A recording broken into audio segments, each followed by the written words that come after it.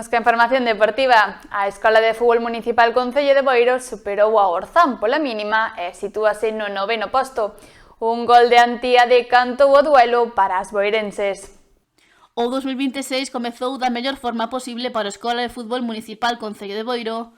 O conxunto adestrado por Miguel Ángel Ramos sumou unha importante vitoria na terceira federación feminina e ante un rival directo pola permanencia, o Orzán. Triunfo que dá aire ás boirenses, xa que se colocan novenas na táboa e amplían o seu colchón coa zona de descenso en 8 puntos.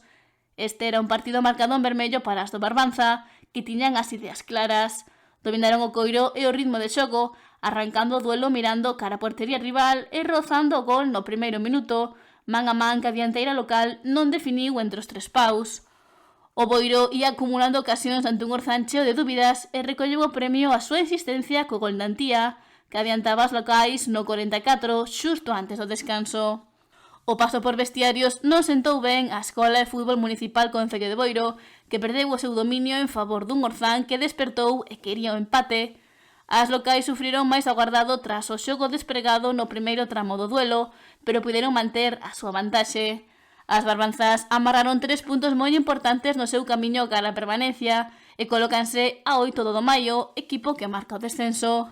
As boirenses traballan xa no seu seguinte duelo, xa que se verán as caras cun dos mellores equipos da competición, o Victoria Club Fútbol.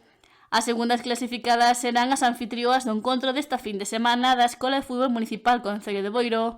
O partido desenvolverase o domingo ás 12 do mediodía no Santa Isabel.